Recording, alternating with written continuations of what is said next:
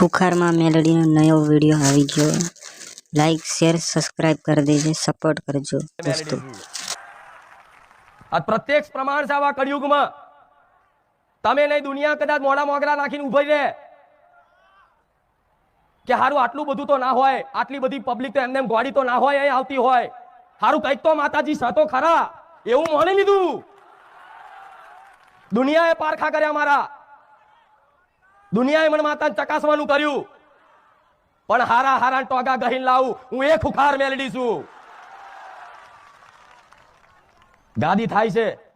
ઘરના બધા લોકોએ મારી ટ્રાય કરતા હતા 6 મહિનાથી, બધા બહુ ટ્રાય કરી પણ છતાં એમનો મેળ ન પડ્યો. પછી મેં મહિના પહેલા જ માડી હું એને મળવા ગયો. મને સપનામાં એ રેડિયો માડી મારે જોડે આવે અને અમે એક મારા કાકા છે અમે એક થાળીમાં ખાયો સંબંધ છે મારે, તો એને પછી મને સપનામાં રેડિયા એટલે પછી હું એને મળવા ગયો સાબરમતીમાં મળવા ગયો. અને પહેલે પછી મેં એને કીધું કે તું ખાલી અંદર ગયો ને એટલે પહેલે જ તો મારો ફૂક કરો લઈ ગયો એના બહેન છોડાવવા માટે.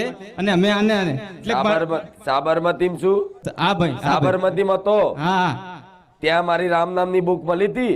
હું સાબરમતી જેલમાં હતો, 20 વર્ષની મને સજા પડી ગઈ હતી અને અંદર લખતો તો રામ નામની ચોપડી મળતી હતી, એ લખતો તો હું વાંચી. અહીંયાથી ધામથી અમદાવાદ સેન્ટ્રલ જેલમાં દર મહિને બધા કર્મે જવું પડ્યું, પણ એ કરમ ફળ ભોગવવું પડે. પણ છતાંય રામ નામ જપ કર્યો, એને એની વાતનો વિશ્વાસ કરી અને રામ રામ રામ રામ રામ રામ નિરંતર ચાલુ રાખ્યું. બરોબર. એ રામ નામના પ્રભાવથી આ મારી મેલડીની કૃપાથી એ 20 વર્ષની સજા પડેલી 1 મહિનામાં બહાર આવી ગયા. હા માડી તારી તો માં હું વાત કરું માડી, હું બોલી નહીં શકતો માં. હું આ વાતથી એ સાબિત થાય છે કે રામ નામ જપ કરવાથી કરેલા પાપો નષ્ટ